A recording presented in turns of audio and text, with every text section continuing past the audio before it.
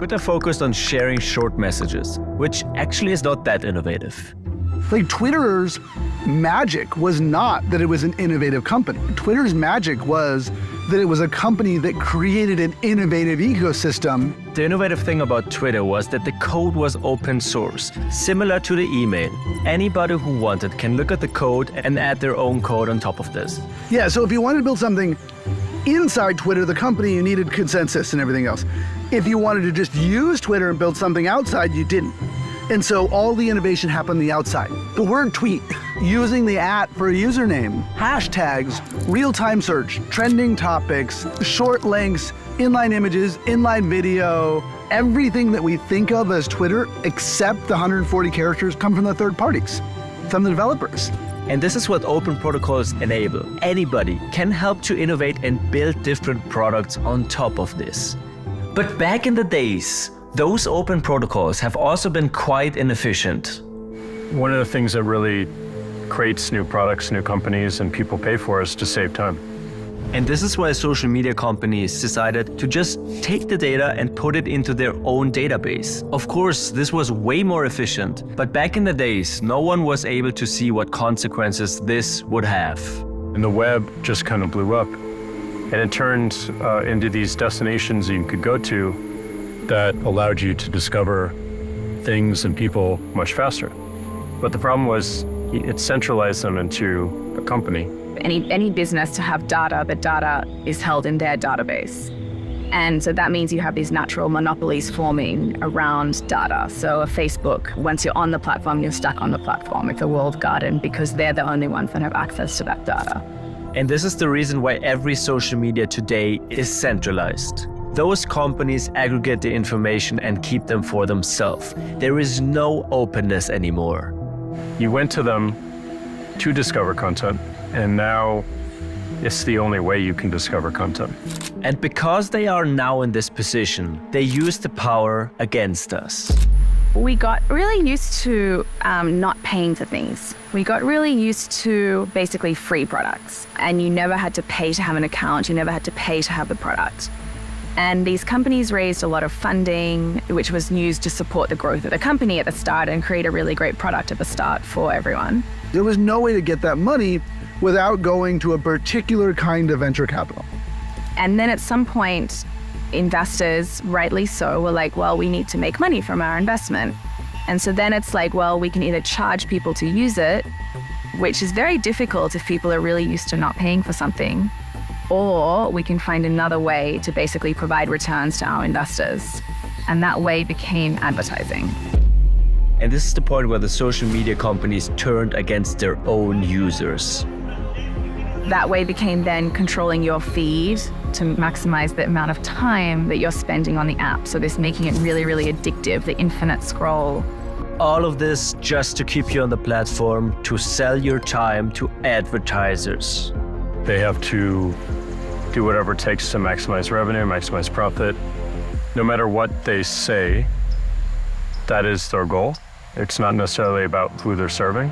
And so how can they get you to spend as much of your time as possible on the app? It's very hard to leave Instagram. It's very hard to leave TikTok. It's very hard to leave Twitter. You're being subtly manipulated by algorithms that are watching everything you do constantly and then sending you changes in your media feed that are calculated to adjust you slightly to the liking of some unseen advertiser. What you're seeing is in the hands of these companies that help you discover it. Did you know that Facebook convinced all of the media companies to switch to using video instead of text by lying about the viewer numbers on videos on Facebook? So they'd be like, I want the Washington Post to make videos instead of articles because it's better to sell ads. So I'm gonna say your text post got 10% of the views and your videos got 20 times more views. They lied. They fucking lied. Social media used to be open and fun, but today it's controlled by greedy companies. We actually forgot about the openness of the early internet and are facing incentive structures which are simply wrong. And this is the root cause of why you feel miserable when using social media. Because social media is no longer about giving you value. In order to keep their business running, social media companies need to keep you addicted and outraged, so they can then sell your time to their advertisers. Elon Musk was the breaking point. Like the fact that he was able to take over Twitter, claiming that he was going to make it open. Like, if you look at his claims, he's going to open source it, open source the algorithm, build it on an open protocol, support all this stuff, make it super free speech friendly. And now he's banning journalists for life for insulting him. But in general, there is so much censorship going on now, I think as a result of the last couple of years, that is very concerning. Now everything that you just saw allows social media companies to censor whatever information they want. And this makes them extremely powerful. Even though we don't have an authoritarian regime, if you have platforms which are effectively shadow banning people or outright banning people because of what they say, and you have the major means of communication are through these basically for-profit centralized platforms, then what happens is the information you receive begins to look very similar to the information you receive in a dictatorship such as China, except that rather than the central government determining who gets to say what, it's a for-profit platform. This censorship problem might not be that obvious because we're normal people, right? We won't get censored. Generally speaking, I don't think I'm a bad guy. I don't think I do anything that's wrong. It took me a while to realize that it's not about what I feel about myself. It's not if I feel that I'm a good guy or a bad guy. It matters what somebody else thinks and who's controlling that platform. The degree to which various government agencies had effectively had full access to everything that was going on Twitter blew my mind. I was not aware of that. Would that include people's DMs? Yes. Ultimately, there's one person that is in charge of what people see or don't see, what they react to, how they can contribute or not.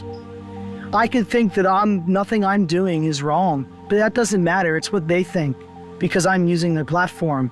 So that centralized power doesn't really speak to the nature of, I think, what the internet wants to be, which is there are no single deciders. There's no single point of failure.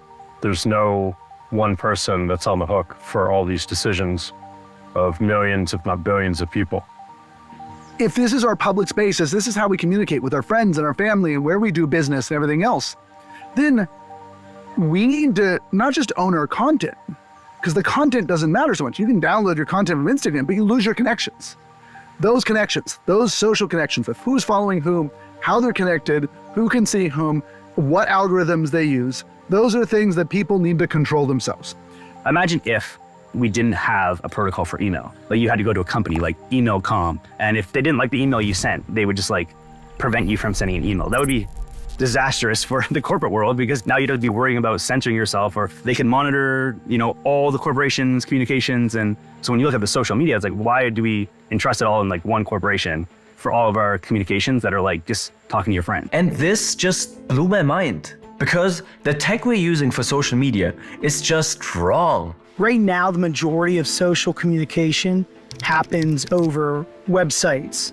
That protocol that websites use was not designed specifically for that. So I don't think any amount of tweaking can fully heal it. At Twitter, I realized a bunch of our issues being a centralized company and what that meant for what we were trying to build and our purpose, which was to serve the public conversation. We can't truly serve the public conversation as a corporation. We can help, but we can't be the only thing. And the reason why is we and I, at that time, could be called to Congress. We could be compelled by the governments around the world to take down content that they don't agree with, but is perfectly reasonable outside of state lines. We could have employees that make decisions on themselves because we don't have the right checkpoints. We could have me, who might have a bias, make decisions that inform one direction or not. All those things are single points of failures and ultimately failures. So as I was really understanding that brought me back to why I love the internet and why I love the early internet in particular, and why I love the protocol aspects of the internet. And the reason why I decided to start funding a protocol for social media, because it didn't have one. And this is the key here. Social media didn't have a protocol yet because it worked over websites. And you can't open source those.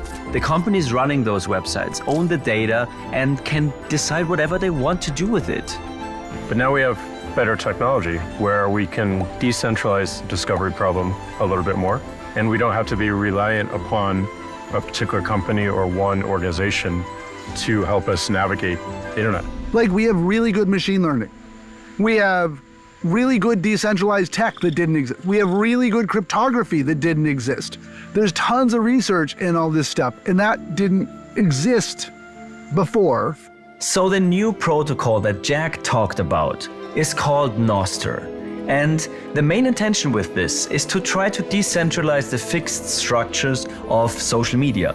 Because this then would allow the users to have more control over their data and also reduce the power of the large social media companies.